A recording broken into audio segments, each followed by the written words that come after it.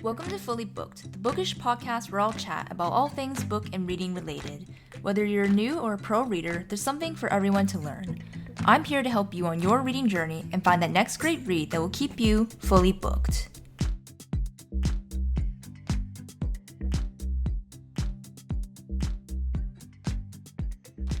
Hello, readers, and welcome to episode 26 of Fully Booked. I'm your host, Natalie, and today's episode we're going to be doing something a bit more on the fun side again. I've seen a lot of booktubers, book podcasters doing this idea, and that is reading one-star reviews from Goodreads. And specifically, I'm going to be reading reviews of most of my highly rated 5-star books. Most of them are 5 stars. A couple of them that I put on the list here today are like around a 4-star. But yeah, basically just a lot of my books that are some of my top favorites. I wanted to go into Goodreads and see what people had to say who didn't enjoy the book, because, you know, we're all entitled to have our opinions. Goodreads is also a completely public site and forum for people to post whatever they want, and also apparently to be as savage and brutal as they want, which honestly, it makes for good entertainment, so I'm still kind of here for it, and I mean, hey, this is what's going to make up today's episode. Now, funny story before we get into it, I actually did try to record this for the past hour, but when I went to go export the file, it said that, or not that it said, but the file wasn't able to export, and then I looked it up, and apparently I went over the file size and time limit from a recording software, which I don't know why certain softwares have a limit for how long you can record and the file size, and versus why there's don't, like, you can't just film for an hour straight, because that's what I was trying to do the first attempt, but now, alas, that footage is nowhere to be found. So yes, let's try our best to get through a bunch of these reviews, but before we get started, I want to do, I guess, a quick little intro section for the day, and I don't know if you guys have seen this trend at all on, like, Bookstagram or Book Talk.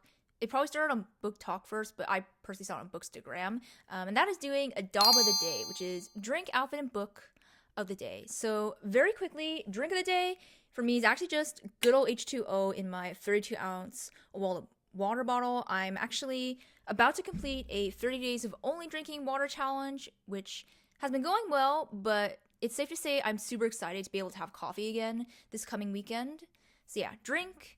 Very quickly, outfit is, I have this long sleeve, very dark charcoal gray sweater on, and it says, "Happiness is a good book," which I felt was very appropriate to wear today on the podcast, and this is actually courtesy of my mom, so actually if she's watching right now, thank you again. And, oh, I guess I just sat back down, but honestly, I'm literally just wearing black leggings on the bottom that have a bit of a flare, but there's not really much to see there. And lastly, book of the day. Surprisingly, I am being not chaotic for once. If you guys know, I usually read 3, 4, 5 books at the same time, but I'm actually only currently reading one book right now, and that is The Rom-Commers by Catherine Senner, which I'm enjoying so far. I'm about a third of the way through. I'm not quite feeling the chemistry yet between our two mains, though. There's a lot more of the dislike and the animosity, which, I don't know if this book is supposed to be enemies to lovers, but it obviously seems like it. So hopefully, I don't know, the book gets better and, you know, the romance starts to be romancing in the later half. But yeah, with that little intro out of the way, let's actually get into each of these 1-star reviews. Alright, so the first book that we're going to talk about today is Beartown, which, if you guys listen to my January reading wrap-up, you know that this was my first 5-star reading of the year. I really love this book, love Friedrich Bachmann's writing style, and he's definitely an offer for me. But apparently, this book was only a 1-star for other people, and let's see what they had to say. Okay, this first review. I hated this book, hated the characters, hated the town, hated how everything ended. Maybe that was the author's intent, but all it left me feeling was pissed off and not in the right ways you're probably supposed to after reading a book like this. See, I was gonna say, I felt pissed off or like angry at the characters because I want to see them do the right thing or come to their senses in certain situations. But I also was like, it was like because I empathized, I cared for them so much. I was invested in their development and seeing the overall story progress. But I don't think I would say I necessarily hated them. But to each their own, right? Okay, unbearable.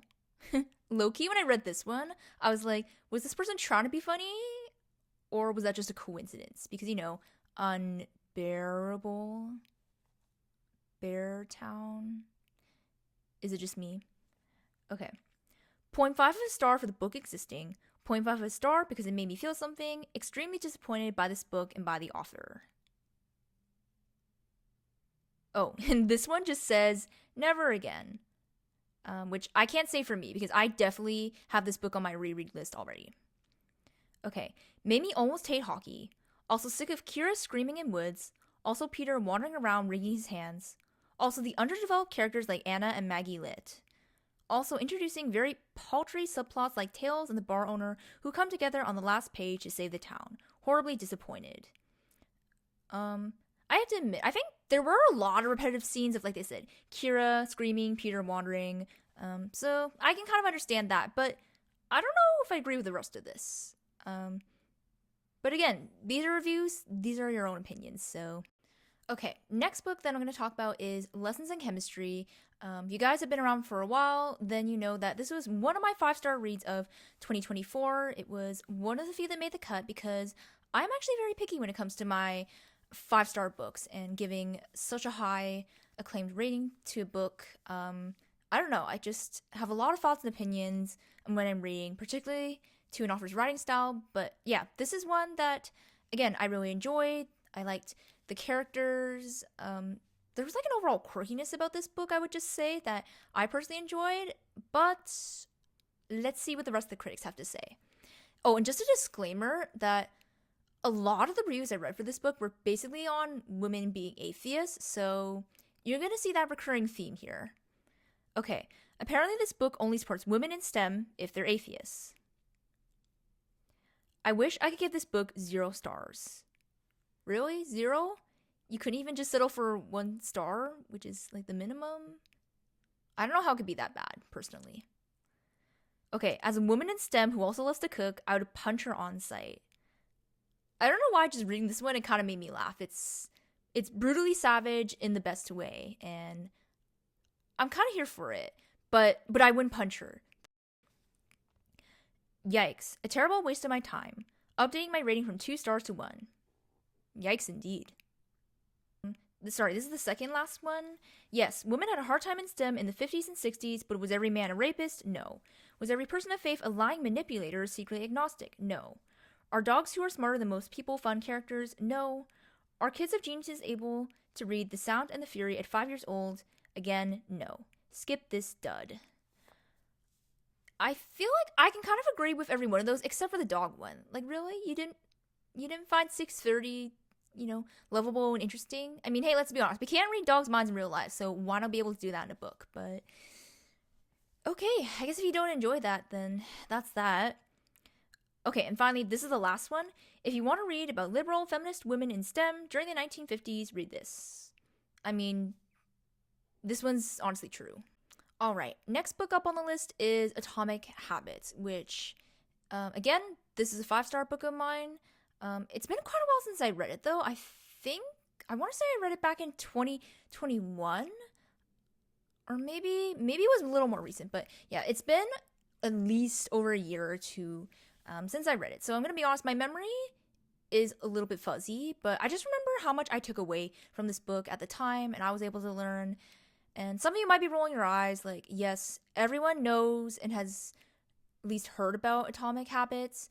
A lot of people have read it, or by now, so many people have read it that maybe you just read the SparkNotes version, which, if you don't have the time, that's honestly fine. But this is definitely one of the books that, like, I would recommend to people that you should try and read if you can make the time and effort, because you're just going to learn so much more when you're, soaking in and reading the words for yourself, putting it into your personal memory bank, however you do that, and then, yeah, however you choose to apply, the things he wrote about in your life.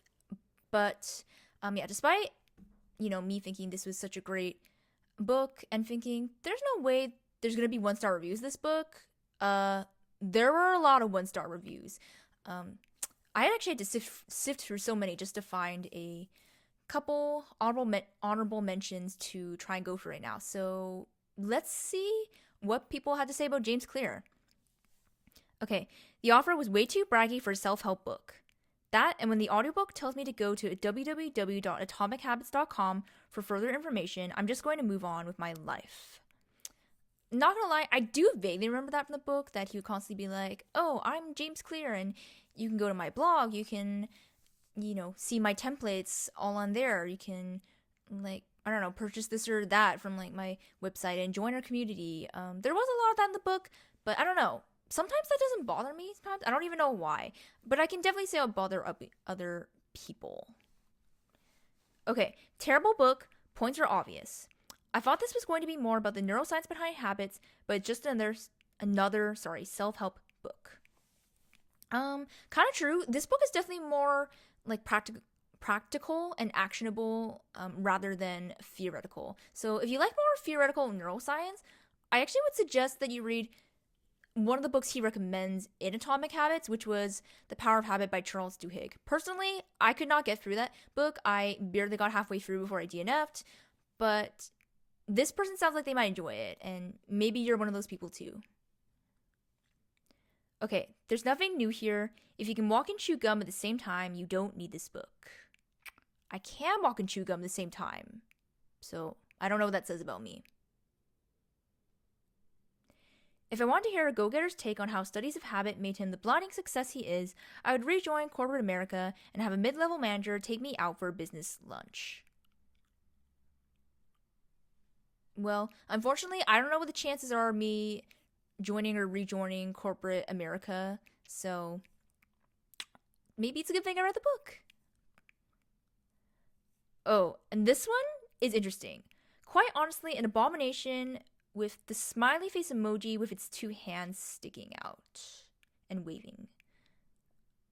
Yeah, this one confused me because it's like abomination, but you enjoyed it? Like, I don't know what that emoji's supposed to mean. And maybe the person who posted this doesn't know either. Okay. Oh, everything in this book I already knew from Reddit. I mean, honestly, facts, I feel like Reddit is like the main source for most of us who are, I feel like, at least millennials. It seems to be a thing to go on Reddit threads and always check for answers, which I find myself doing too, which is kind of odd because I'm technically a Gen Z. But I don't know, maybe it's a bit of a Gen Z thing too. I'm not sure. Let me guys know if you use Reddit or not still. Okay, and last review. Similar to a non-historical documentary, one idea stretched to boring repetitiveness. I feel like, I don't know why, because it's technically a mockumentary, but this comment made me think of The Office, where, obviously, yeah, it's non-historical, you're just following in the present time their everyday lives, and I love The Office. That's literally my all-time favorite show, so if The Office would be considered this stretching to boring repetitiveness idea, then I'm kind of here for it, and again, I'm not sure what that says about me, but clearly, there are other fans of The Office and some of their shows as well, so I don't know what it says about any of us. Okay, next book I wanted to talk about is The Perks of Being a Wallflower. This is a book that I believe I've read twice now. I reread it once in my 20s, and then the first time I read it, I think it was sometime in middle of high school, shortly before the movie came out in 2011, which honestly feels like forever ago.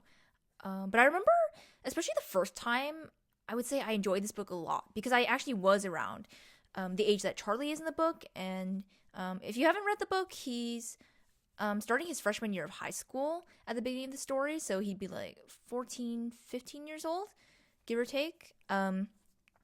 But yeah, I just remember experiencing so many of the same emotions. I was also very shy and timid, like he is in the book. Yeah, just very reserved, keeping to myself and not wanting to like take chances and like interact with new people, and yeah, all those different things, and I don't know, reservations that some of us might experience as teenagers if you have, yeah, that, wallflower personality or whatever you want to call it. So yeah, I really enjoyed the book. There were so many good quotes that, I don't know if I still remember, but I could maybe remember one or two from the book that are just, I don't know, they hit me a bit for some reason. But apparently some people got hit in a bad way by this book. Okay. First review, 5 pages into the book, and I was angry at myself for having picked it up. I guess I will stick to the movie. Really? You'd rather watch the movie? Because no offense, the movie was good, but I feel like the movie. Oh my gosh, sorry, I can't speak. The movie romanticized like aspects of the story a lot more. I don't know if romanticize is the right word, but they cut out, quite a few scenes from the book, and particularly they cut out like some very traumatic stuff that is described in the book and that Charlie sees. I don't even know if I want to mention it because it's actually quite traumatic. It's hard to read about if you know or if you've read the book. So I can see why they cut it out. They didn't include in the movie, but yeah, there's definitely a lot of heavy stuff in the book that I don't know, potentially could have been in the movie in some aspect at least. But yeah, so to say that, I don't know, it sounds like basically the movie is better. I'm sorry, but I'm always that girl, and I cannot agree with that. Okay, brutal. If you're over 19, don't bother reading it. Cheap MTV teen fiction for people that try too hard to be something. I don't know if I describe it as cheap MTV teen fiction, and I did reread the book when I was over 19, so yeah. Okay, this review. This had nothing to offer. It's very vague. Oh, this one's funny because I do not know what half the words mean. I guess I'll have to go look them up after. It says, bucolic virgin and crypto-objectivist deploys innovative lacrimatory strategy against high school enemies. And yeah, I don't have anything else to say because I do not know what those words mean. But I'm assuming it's bad. Okay, I take back anything nice I ever said about this book. Shit sucks. If you're above 13 and still like this book, what are you doing with your life? Well, apparently I don't know what I'm doing with my life because I'm definitely over 13. Let's just say that. Hey readers, I hope you're enjoying the episode so far. And hear me out before you hit skip. I'm so grateful for all my listeners who are with me on this reading journey, and I'd like to ask that if you haven't yet, please leave a rating and review as it helps others find the podcast. Also, please consider supporting the podcast financially as it helps me bring you more exciting content, and you'll get some extras like bonus and subscriber-only episodes, early access to new episodes, and much more. The link to donate will be in the show notes below, or you can go to buymeacoffee.com/fullybookedpod. Thank you so much again for choosing to listen to Fully Booked, and now back to the episode.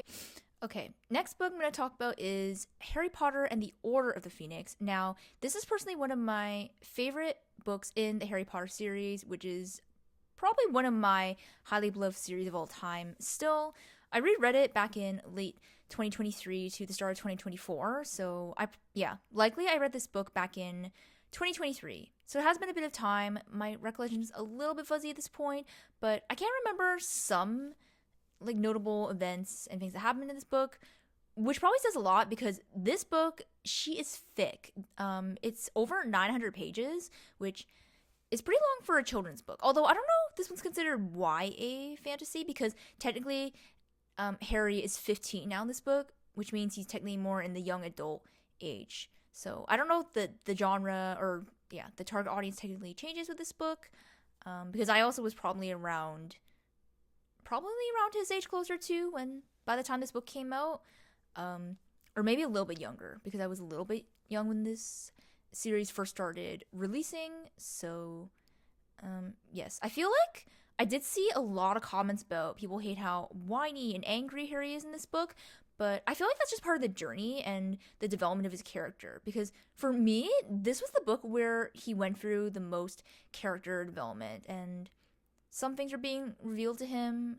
Like things that he kind of knew about, but he didn't have the full picture or the full understanding yet. And then, he's also maturing and becoming older in age. And so a lot of things are just becoming clearer and, gaining different perspectives. So I don't know. I personally like that book because I can appreciate the journey that his character is on. And then at this point, because I'm so invested in the characters and the whole world, like I'm kind of excited to read about, what they're going to do this year at Hogwarts and every single thing that happens to them, even if it's like a disastrous date gone wrong or in the books, like Hermione, I think has this effort where she's trying to free the house elves, and that's in like books 4 and 5. So yeah, you get to read about that. There's a million other ones I could probably talk about, but again, it's hard to remember because this book was so long. That is the recurring theme for these reviews, so let me read to you. Okay, this had absolutely no business being 900 plus pages long. I swear OOTP is low torture porn disguised as YA fantasy.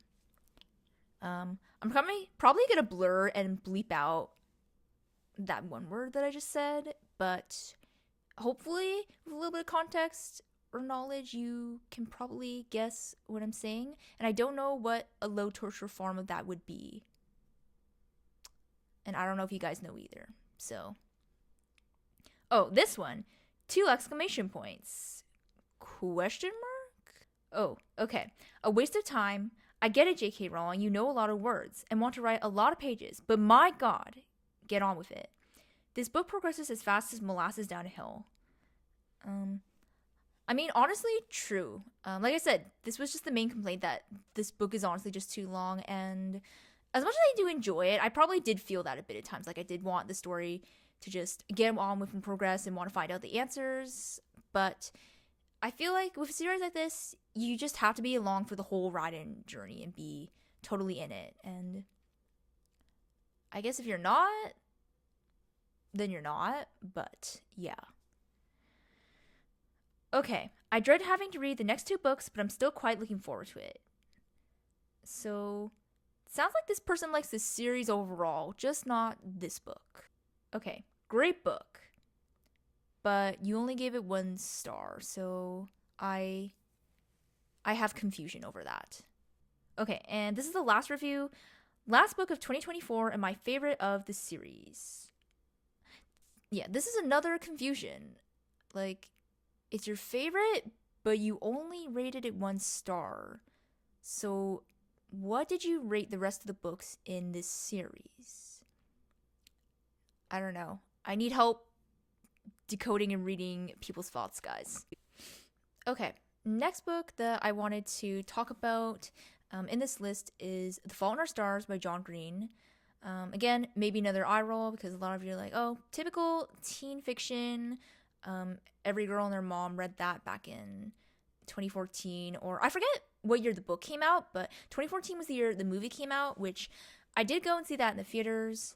I also recently reread this book back in September because, I don't know, I was just feeling very nostalgic, and I remember how much I enjoyed this book initially as a teen because, again, it was another one of those ones where I was around the same age as the characters, and I kind of understood some of their angst and all the different emotions they were going through. Obviously, I don't know what it's like to be terminally ill, but yeah, at the time, it was an interesting book to read about. Another, very quote-worthy book, so to speak.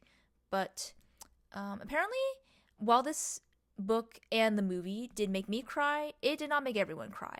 Or maybe they cried because it was so bad. Okay, first review. I discovered codeine because of this book, and that's the single most important thing here. Oh yeah, so fun fact, I looked up codeine online, and the first Google result that I got was that they are an Irish rock band. So I don't know if this means that the music is bad, or the music is depressing, or maybe some combination of the two. Yeah, I don't know exactly what it says about this band, or maybe they're talking about another type of codeine that I did not come across in my search. Okay, couldn't shed a single tear for crying out loud. 3 years later, I changed my mind. Aw, that's sad. That implies that they enjoyed it before, but then they didn't the second time around, which is weird because I feel like I tend to go the opposite way. I usually tend to bump my ratings up, and I find more to enjoy about the book the second time I've read it, so. Okay, Manic Pixie Dream Boy Disappointment. John Green, I expect better of you, in all caps. Will write an actual review, maybe or maybe not. Note, I did not see if this person actually wrote a review or not. And I'm going to be honest, I do not know what Manic Pixie Dream Boy means. But obviously, it means huge disappointment of some sort. Or that's my guess. Okay, guys, we have finally made it to our last book of today's episode, and that is Anne of Green Gables, which is by Lucy Maud Montgomery.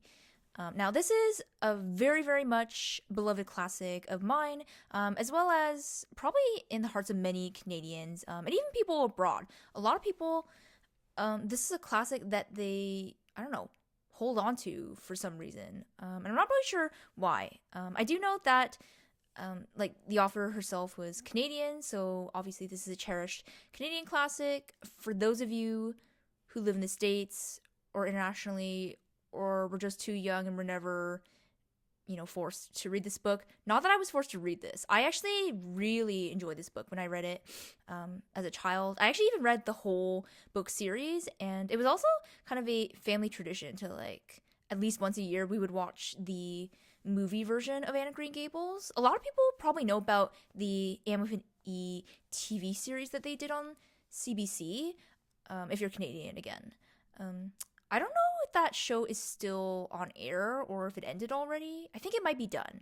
But for some reason, I just love the classic, like, 80s movie adaptation that was made, which is the one with Megan Follows. I guess for those of you who are interested and want to find it. But it's just such a shame because when I lived at home with my parents, we had the DVDs, so we would just put those on and watch it. And yeah, it was such a fun family tradition as well for us. But there's literally nowhere for you to stream these Anne of Green Gables movies. I think the only way you can watch it online is there's literally a Sullivan Entertainment like website where I think you can either buy or rent or maybe stream the movies for some sort of price. But that's literally the only way. Like, they're not on any main streaming platform otherwise. And I've checked a bunch of times, so I do know this for sure.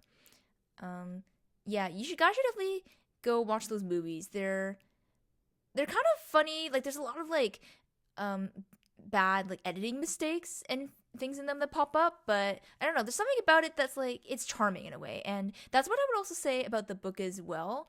There's something about the way Lucy Montgomery writes Anne's character and her trials and tribulations that she goes through, especially the way we get to see her mature, because I think she's only 11 or 12 years old at the start of the book, and then by the end of the first book, she's 16 or like 15 or something. So yeah, quite a number of years passes and we get to see her grow up. And I don't know, no matter what happens to her, what she gets into, you just love her character. Or that's at least how I felt. But yeah, for this last book, let's see how the rest of you felt. I'm editing my review because people keep liking it and I think I was very obnoxious. So it's embarrassing. I still hate this book though. That's actually probably the only filtered review that I've seen someone post, because let's be honest, guys, we read a ton of reviews in this episode that were brutally savage, to say the least, if not more. So I was surprised to find a filtered review, and honestly, I would have taken the unfiltered review even if it was horrible and you hated the book. But at least it's honest. It was okay. I don't really like classics. I'm more of a slime person. I definitely get that. A lot of people honestly don't like to read classics nowadays, which is fine because there's tons of modern and contemporary fiction that is perfectly acceptable and, even, really good fiction to read. You don't have to just read the classics being a reader. I certainly don't, as you guys know. I do not read that much classics over here. But slime person? Is that supposed to be slang? Like, am I just out of it? Or does that have some very specific meaning that I would not know about at all, not have any means to know about? If you guys know, let me know. Okay, Anne's only character trait is being a naive idiot. I mean, honestly, she's true, but I found she's a lovable naive idiot. She's one of the ones that you just love her, even though you know she's gonna mess up again. Oh, this one potentially is one of the most confusing reviews that I read or came across for this episode. And that is, how to read this book, do I need to pay? You go to the library or you go to the bookstore and borrow or pay for the book? Like, what do they mean? How do I read and do you need to pay? I don't know. Big confusion, guys. Oh, this one's also kind of weird. How do I read books? I don't know what exactly that sentiment is saying about the book, except that it sounds like this person is questioning more just, why they read books in general. Question mark. Oh, this is a brutal one. Really bad, super boring, so bad that stop reading halfway because staring at paint dry was a better use of my time. Wow, really? Was that bad? No offense, there's a lot of things you could do, like a million things you could do besides watching paint dry. I would even say doom scrolling is better than watching paint dry, yet you'd rather watch paint dry than read this book. But if it was that bad, I'm like, how did you even get through the whole book? I don't know. I get confused, and I personally, no matter what, even if a book was really bad, I think I still would rather have read the book than watch paint dry. But maybe that's just because I like reading in general. Okay, guys, and that was the last review and last book in this episode of Reading 1-Star Reviews from Goodreads. I hope you guys enjoyed, got some good entertainment out of that.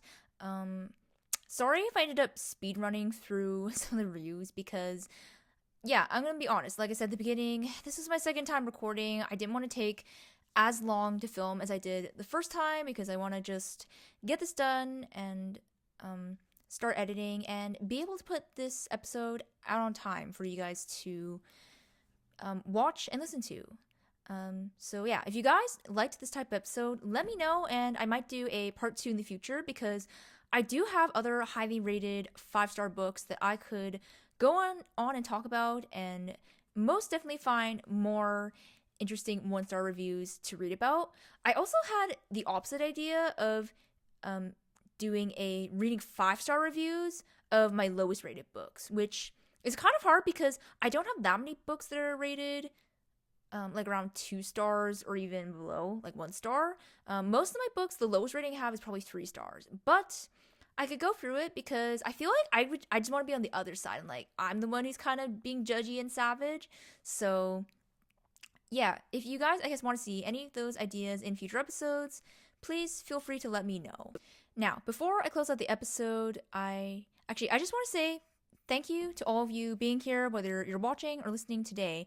And in particular, if you are watching today's episode, but you're not subscribed to the podcast YouTube channel, you should definitely go do that so you can stay updated, get notifications for when I am posting more video episodes. And trust me, I'm going to be trying to post a lot more video episodes this year to spice things up here on the podcast and give you guys something different. And who knows? If you're lucky, I might be posting episodes earlier on YouTube versus the podcast audio on my main platforms. So if you're subscribed, you will get those notifications of when I'm posting. So again, make sure to go do that. And as well, feel free to leave me a comment on any different ideas or topics that you would like me to discuss in future podcast episodes. Obviously, I have, my own ideas and different books that I feel I want to talk about. But I really would like to hear from you guys what you want to see, and so we can make content that is actually interesting for you as viewers or listeners. Alternatively, if you're listening, you can also feel free to message via any of my socials. I check those pretty much every day, so it's probably guaranteed that I will get to read your message if you send me one. But anyways, with all that being said, I hope you all have a wonderful day, and I will see you back here for episode 27. Thank you for listening to today's episode. I hope you were able to take away something, and be sure to follow the podcast for more bookish content. Until next time, stay fully booked, and I'll talk to you soon.